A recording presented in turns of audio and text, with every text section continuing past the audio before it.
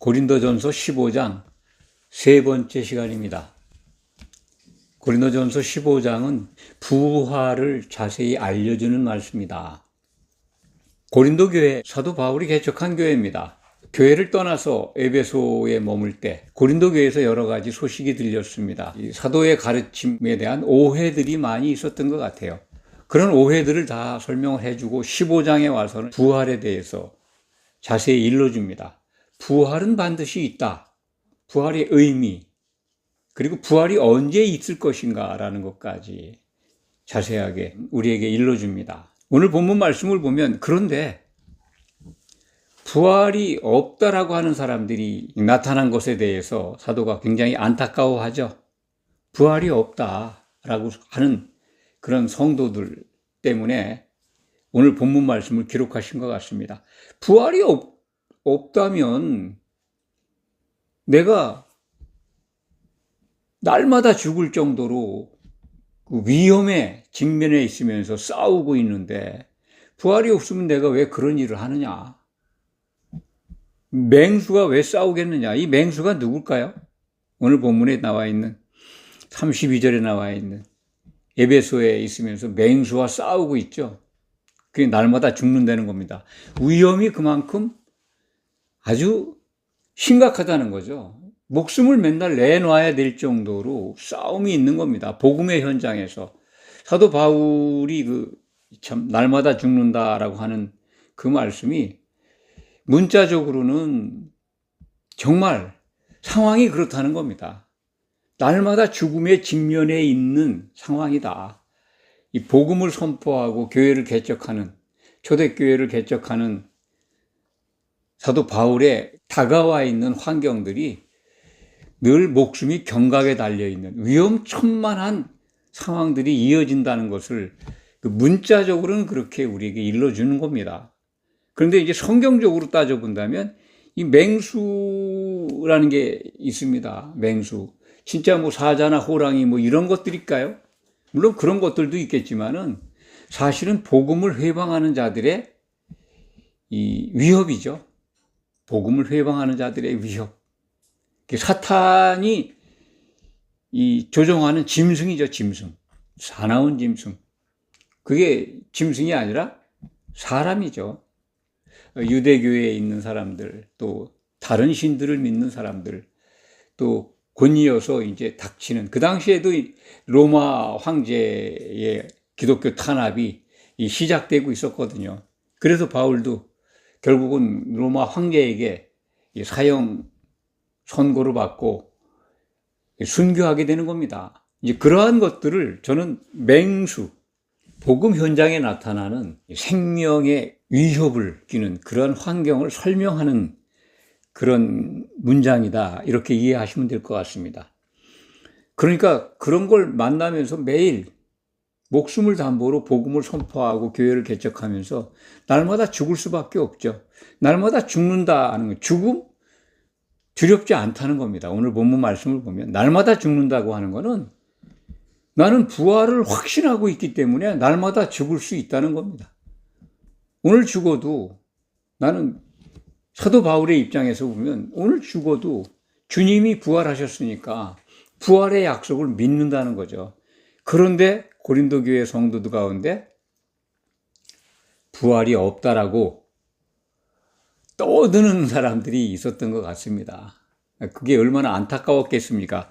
그래서 그 부활을 설명해 주는 겁니다. 30절 말씀이 이제 부활이 없다면 내가 왜 언제나 이렇게 그런 위험을 무릅쓰면서 살겠느냐, 복음을 전하겠느냐, 그런 이제 안타까운 반문이죠. 29절 말씀을 좀 잠깐 설명드려야 될 것 같습니다. 이 순서가 좀 엇갈렸는데, 만일 죽은 자들이 도무지 살아나지 못하면 죽은 자들을 위하여 세례를 받는 자들이 무엇을 하겠느냐? 어찌하여 그들이 세례를 받느냐? 문장이 이상하죠? 그 당시에는 죽은 자들을 위해서 세례를 받았던 것 같습니다. 관련된 사람들이, 가까운 뭐 가족이라든지 친지 또는 뭐 친구 관계, 참 갑자기 죽었는데 예수를 안 믿고 죽었는데 그 대신 세례를 받았는지 그 상황은 모르겠습니다만 참 잘못된 관행이죠. 성경적으로 보면 잘못된 겁니다. 죽은 자들을 위해서 세례를 받는다? 이런 부분이 이제 카톨릭에 어느 정도 비슷한 유형으로 남아 있습니다. 죽은 자들, 연옥에가 있는 사람들을 위해서 남아 있는 사람들이 그 덕을 쌓으면, 공덕을 쌓으면 그들이 좋은 데로 구원의 길로 이동한다라고 하는 연옥설이죠. 그런 신앙을 갖고 있습니다. 카톨릭에는 아주 보편적인 그 믿음의 전통입니다. 죽은 자들을 위해서 살아있는 자들이 기도를 열심히 하고 그들을 위해서 덕을 쌓고 선을 베풀고 이러한 풍습이, 전통이 이제까지 이어지고 있습니다. 아마 고린도전서 15장 29절이 영향을 준 거 아닌가 그렇게 생각을 합니다. 32절까지 말씀을 드렸죠. 내가 참 죽음을 무릅쓰고 늘 복음의 현장에서 죽음을 두려워하지 않고 싸우면서 복음을 전한다라고 하는 말씀. 만약 부활이 없다면 내가 왜 그렇게 하겠느냐? 죽은 자가 다시 살아나는 일이 없다면 내가 왜 그렇게 고생을 하느냐? 날마다 먹고 마시고 즐겁게 즐기다가 세상을 살지. 그런 말씀이죠. 그러니까 부활이 있는 것을 강조하는 말씀입니다. 33절 속지 마라. 악한 동무들은 선한 행실을 더럽히나니. 악한 자죠. 악한 자. 여기 동무라는 표현을 썼는데 교회에 들어와 있는데 악하다는 거죠. 회방을 하고 있으니까. 그들은 선한 행실을 더럽힌다는 거예요. 선을 위해서 교회에 모인 겁니다. 교회에 초청받은 겁니다.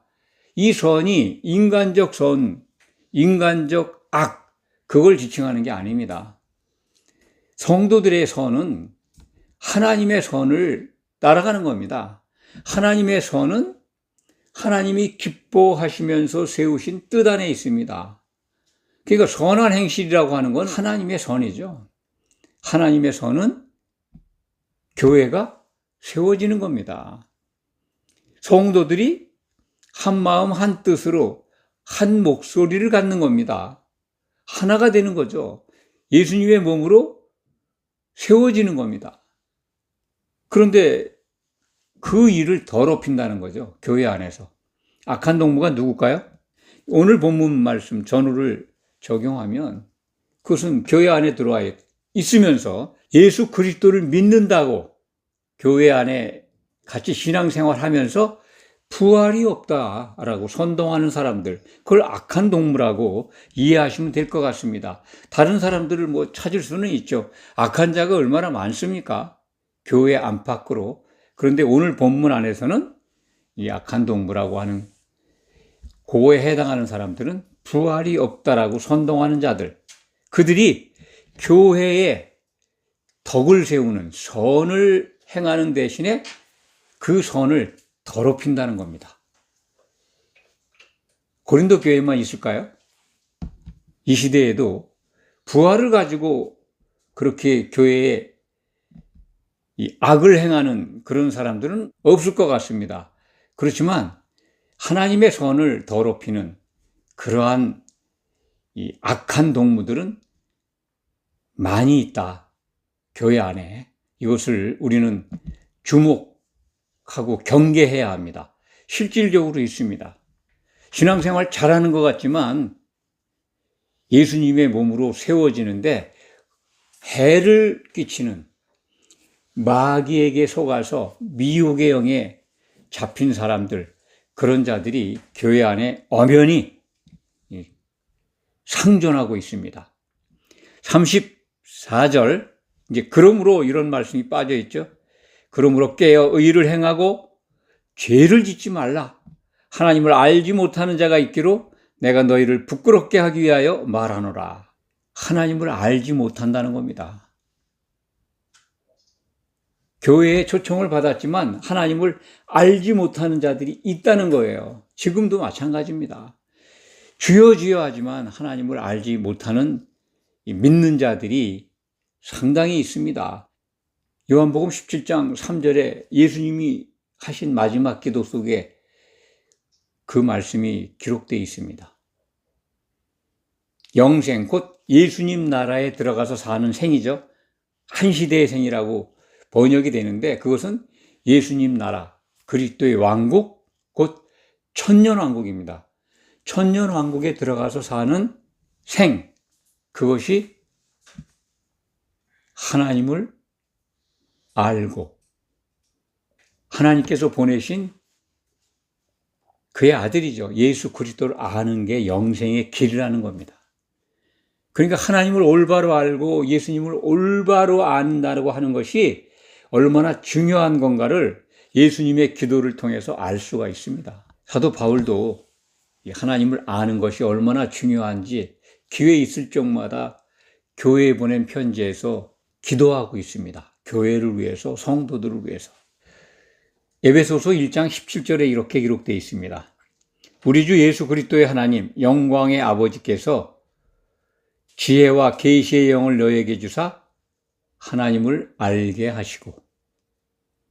또 한 군데 소개해 드리겠습니다. 골로새서 1장 9절에서 10절 사이의 말씀인데 길어서 요약해서 설명을 드리면 하나님의 뜻을 아는 것으로 채우게 하시고 그리고 하나님을 아는 것에 자라게 해달라고 기도하고 있습니다. 그러니까 하나님을 아는 지식을 채우고 하나님을 아는 그 지식에 자라도록 그렇게 간구하고 있습니다. 하나님을 알아야 되는 거죠. 영생에 이르려면. 그런데 고린도 교회에 하나님을 알지 못하는 자가 있기로 지금 명령하고 있습니다. 34절 말씀이죠. 깨어 의를 행하고 죄를 짓지 말라는 겁니다. 깨어라는 단어를 우리가 흔히 많이 쓰는 말이 있죠. 한자어인데 각성하라는 거죠. 각성한다. 깨어서 정신 차리는 게 각성입니다. 그런 용어죠. 지금 깨어서. 각성해서 하나님의 의를 행하고 죄를 짓지 말라는 겁니다. 하나님의 의는 오직 하나님의 아들 예수 그리스도께서 하나님의 의를 이루셨습니다. 하나님의 의를 이룰 육체가 없었죠. 율법을 주셨지만 어느 누구도 의인이 없었습니다.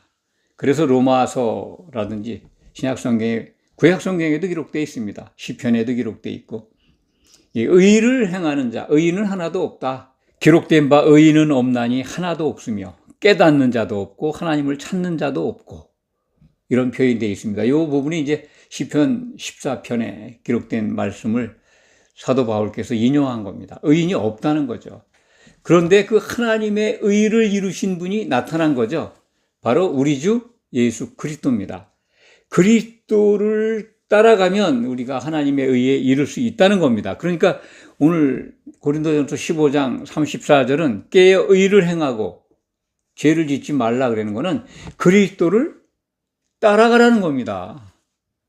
사도들의 말을 들으라. 이 당시에는 신약 성경이 없었습니다. 정말 저는 초대교회 때 예수 그리스도를 믿고 교회에 초청받은 청함을 받고 그 말씀을 듣고 성도가 된 분들을 굉장히 참 대단한 분들이다. 하나님의 은혜가 넘친 사람들이다라고 생각을 합니다. 성경이 없는 상태에서 믿음을 지켜간다는 게 참으로 어렵습니다. 귀동냥으로 신앙생활하면 안 됩니다. 그래서 그냥 누가 성경 해석해 주는 거 그냥 귀로 듣고 읽어주는 거 듣고 효과는 있을지 모르겠습니다만 영생에 이르는 온전한 구원에 이르는 길은 장담할 수 없다라고 말씀을 드립니다. 사도들의 말을 들어야 합니다. 신약 성경을 주목해서 보아야 합니다. 그것은 곧 생수가 넘쳐 흐르는 반석에 직접 가서 물을 마시는 것과 똑같습니다. 신약 성경이 곧 생수를 주는 반석입니다. 예수님의 말씀이고 그 말씀을 먹는 게 성령을 마시는 겁니다. 성령을 마셔야 예수님을 따라갈 수가 있죠. 그렇기 때문에 의를 행한다는 것, 죄를 짓지 않는다는 것은 사도들의 말을 들어야 시작이 되는 겁니다. 오늘 본문 말씀에 깨어 각성해서 의를 행하고 죄를 짓지 말라. 죄가 뭘까요? 의는 설명을 드렸습니다. 하나님의 의라고. 하나님의 의를 이룬 육체는 아무도 없었는데 예수님께서 이루셨다고. 그래서 값없이 우리는 그리스도를 향해서 믿으면 예수께서 이루신 그의 믿음을 가지고 우리가 의에 이룰 수 있다는 것이 로마서 3장 22절, 갈라디아서 3장 22절의 증거입니다. 그 의를 이루는 게 아니라 죄를 짓는 자들이 있다는 거죠. 그리스도를 안 따라가면 죄를 짓는 거 아니겠습니까? 죄를 짓지 말라. 그리스도 밖에 있는 거죠. 이건 근데 성도들에게 주신 말씀이잖아요. 의롭다고 인정을 받아서 지금 신앙생활하고 있어요. 그런데 죄를 짓지 말래요. 죄를 짓고 있다는 거 아니겠습니까? 교회에 들어와 있는 성도들 가운데. 교회 밖에 있는 사람들이 아니에요. 죄는 그리스도를 안 믿는 거거든요. 그리스도를 따르지 않는 겁니다. 그게 죄예요. 이 부분을 이제 로마서 8장을 우리가 적용해서 생각을 해보면 육신에 속한 사람들입니다. 영에 속한 사람이 아니고. 그러니까 육신에 속한 사람은 육신의 일을, 그것은 곧 사망으로 가는 길을 간다고 기록되어 있습니다. 그런데 영에 속한 사람은 영에 속한 일을 생각을 하고 그 영에 속한 생각을 가진 사람은 생명을 얻는다. 이렇게 기록되어 있습니다. 그것이 이제 로마서 8장 6절에서 8절 사이에 기록되어 있습니다. 육신의 생각은 사망이고 영의 생각은 생명과 평안이다. 이렇게 기록되어 있습니다. 죄를 짓는다고 하는 것은 그러니까 사망으로 이끄는 육신의 생각에 따라서 신앙생활 한다는 거죠. 그건 신앙생활이 아니죠. 육의 생각 때문에 영의 생각을 따라가지 못하는 거예요. 육의 생각을 누가 주관합니까? 육신의 생각을 마귀, 사탄이 자꾸 그 생각으로 따라가게 해요. 우리는 알게 모르게 육신의 생각을 따라 삽니다. 항상 깨어서 영의 생각으로 살아가지는 못해요. 마귀가 그만큼 쉬지 않고 일하고 있다는 증거입니다. 참 안타깝게도 육신의 생각을 가지고 신앙생활 하는 분들이 너무 많습니다. 그거 남의 일이 아닙니다. 영의 생각을 가지면요, 뭐를 할까요? 영의 생각을 가지면 무엇을 발견할까요? 육의 생각이 잘못되고 틀렸다는 걸 알아요. 그게 싫어요. 그게 몸소리 치도록 싫습니다. 아주 혐오스럽습니다. 그냥 잘라내고 싶어요. 담배 못 끊어요? 술 못 끊어요? 육의 생각 때문에 못 끊는 겁니다. 영의 생각으로 충만해 보세요. 그 모습이 구역질 나도록 싫습니다. 그게 바뀌는 거예요. 왜 싫으냐? 영의 생각은 소망을 갖게 합니다. 부활의 소망을 갖게 해요. 내가 죽어도 부활한다는 거죠. 주님께 간다는 겁니다. 그 소망이 있는 거예요. 그래서 깰 수가 있는 거죠. 소망이 있으면 그래서 잠들지 않습니다. 영의 생각이 잠들지 않는다는 거예요. 소망은 우리를, 영의 생각을 잠들게 하지 않습니다. 소망을 못 보니까 이 세상에 육신의 삶이 끝나면 받을 영광을 모르니까 육신의 생각에 져서 사는 겁니다. 그러니까 죄를 짓게 되는 거죠. 속지 말라는 거 아닙니까? 마귀한테. 각성해서 영의 생각으로 따라가 보시기 바랍니다. 정말 육신의 그 아주 질긴, 내가 마음으로는 싫어해. 마음은 원인데 이 육신이 약해서 못 따라가요. 안 돼요. 그런데 그 되는 길이 열려져 있습니다. 성령을 받아 마시면 돼요. 사도들의 말을 들으면 돼요. 그리고 가슴을 치면서 내가 영의 생각을 못 따르고 육의 생각에 빠져서 사는구나. 이게 절망이구나, 사망이구나, 사는 길이 없는 거구나라고 깨달아야 합니다. 그게 각성이잖아요. 참 변명들 많이 합니다, 기독인들. 육신의 생각으로 살면서 영의 생각으로 살지 못하는 것에 대해서 변명이 너무 많아요. 변명할 거 없어요. 그리스도의 영이 안 계시다는 겁니다. 그 속에 성령이 안 계시다는 거예요. 오늘 말씀 정리합니다. 깨어있는 것, 각성하는 것.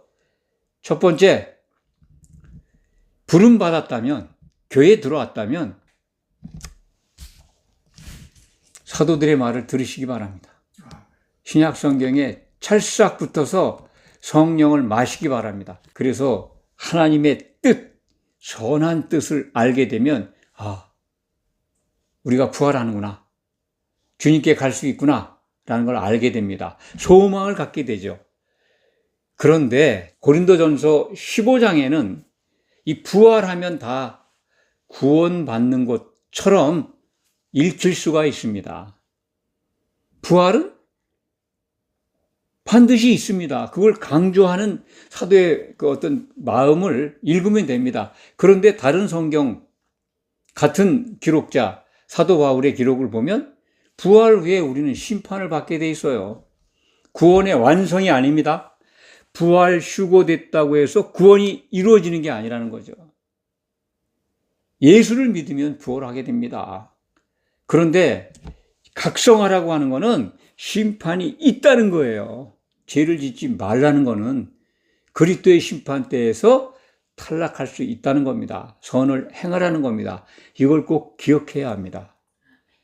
그냥 고린도전서 15장을 읽으면 부활만 하면 구원이 완성이네 라고 이해할 수 있습니다. 안 그렇습니다.